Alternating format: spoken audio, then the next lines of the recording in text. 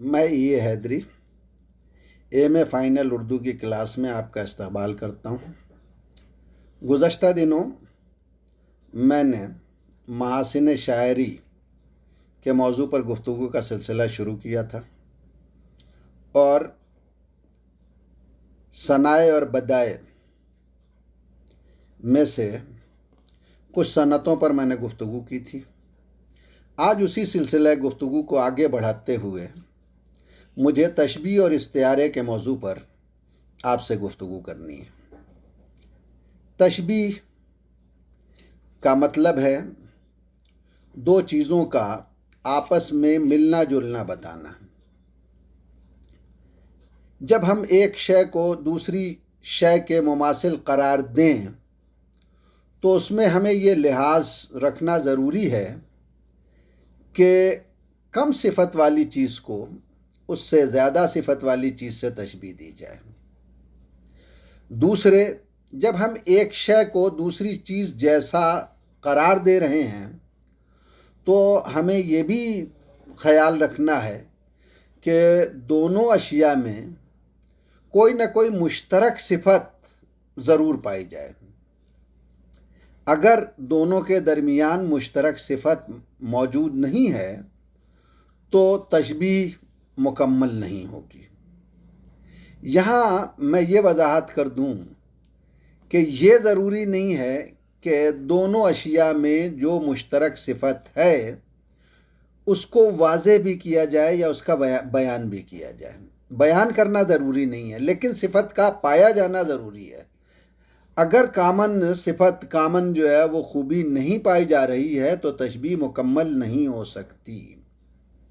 تشبیہ میں علم معنی و بیان کے ماہرین نے یہ کہا ہے کہ کم سے کم 4 ارکان پائے جاتے ہیں۔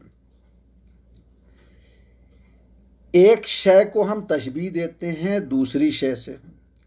جس چیز کو ہم تشبیہ دے رہے ہیں اسے مشبہ کہا جاتا ہے اور جس چیز سے تشبیہ دے رہے ہیں اسے مشبہ بہ کہا جاتا ہے۔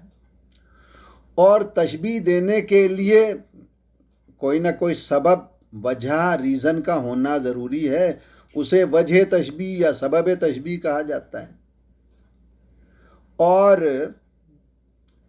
چوتھی چیز ہوتی ہے حرف تشبیہ، جس کے ذریعے ہم ایک شے کو دوسری شے جیسا قرار دیتے ہیں۔ کاسا، مانند، جیسا، یہ سارے حروف تشبیہ میں کام آتے ہیں۔ بعض علم معنی و بیان کے ماہرین نے غرض تشبیہ کو بھی جو ہے وہ ایک رکن خیال کیا ہے، لیکن اس رکن غرض کا پایا جانا ضروری نہیں ہے۔ مثال کے طور پر آپ دیکھیں میر کا شعر، ان کی جس غزل سے میں نے یہ شعر لیا ہے، پوری غزل میں تشبیہ کی صنعت انہوں نے استعمال کی ہے۔ ہستی اپنی حباب کی سی ہے، یہ نمائش سراب کی سی ہے، نازکی اس کے لب کی کیا کہیے، پنکھڑی ایک گلاب کی سی ہے، میر ان نیم باز آنکھوں میں ساری مستی شراب کی سی ہے۔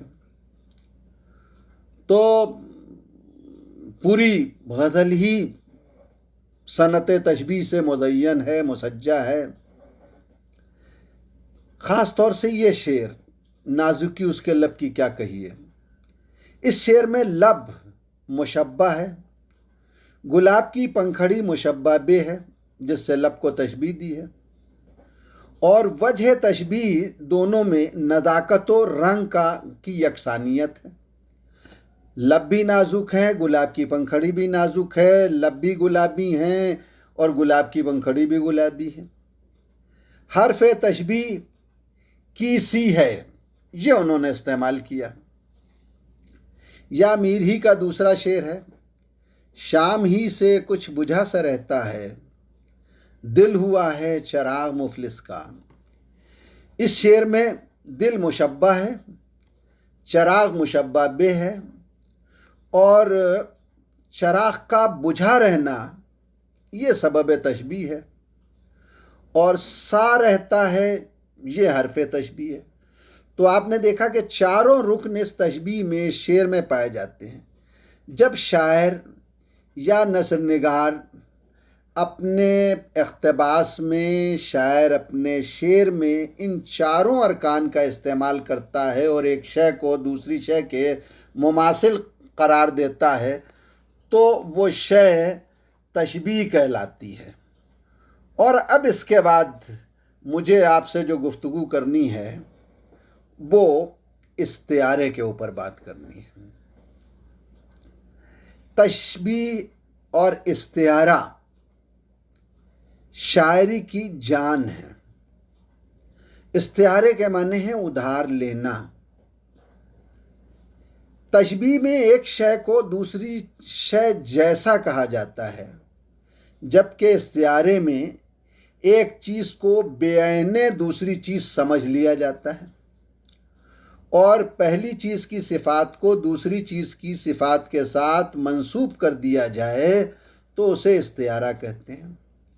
یا جب کوئی لفظ اپنے مجازی معنوں میں اس طرح استعمال ہو کہ اس کے مجازی اور حقیقی معنوں میں تشبیہ کا تعلق پایا جائے تو وہ استعارہ کہلائے گا۔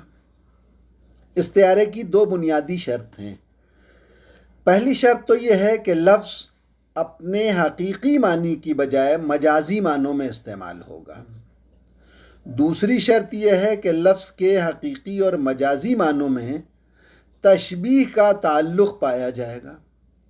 اگر یہ تعلق حقیقی اور مجازی معنوں میں تشبیہ کا نہیں ہے تو استعارہ نہیں ہوگا۔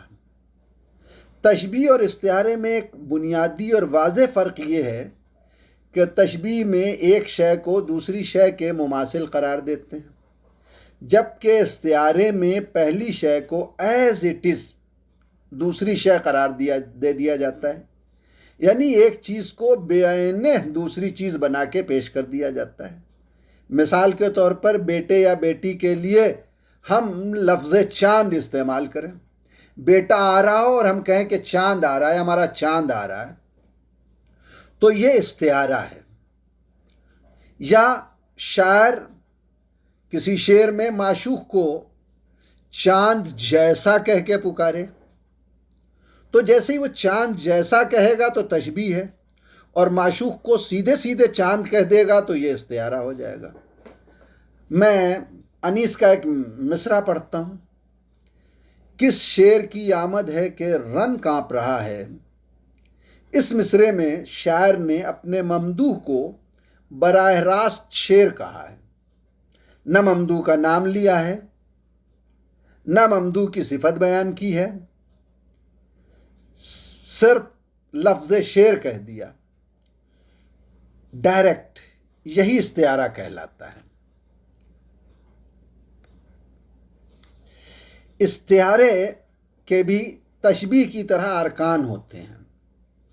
تشبیہ کے 4 رکن ہوتے ہیں، جبکہ استعارے میں ان کی تعداد 3 ہے۔ تشبیہ میں پہلے رکن کو مشبہ کہتے ہیں، استعارے میں مستعار لہو کہتے ہیں یا مستعار لہ کہتے ہیں۔ تشبیہ میں جسے مشبہ بہ بولتے ہیں اسے استعارے میں مستعار منہ یا مستعار منہ بولتے ہیں، اور وجہ تشبیہ کو استعارے میں وجہ جامع کہتے ہیں۔ پہلا رکن مستعار لہو اسے کہتے ہیں جس کے لیے کوئی بھی صفت ادھار لی جائے، جیسے بیٹے یا بیٹی کے لیے لفظ چاند کو ہم نے اس کے مجازی معنوں میں جو ہے وہ استعمال کیا اور مستعار لیا، تو بیٹا مستعار لہو ہے، اور چاند جس کو ہم نے ادھار لیا ہے وہ مستعار منہ ہے، جو مستعار لہو کی جگہ استعمال ہوا ہے۔ یا میں نے جو مثال دی تھی، کس شعر کی آمد ہے کہ رن کانپ رہا ہے، اس مصرعے میں شاعر نے ممدوح کے لیے جو صفت ادھار لی ہے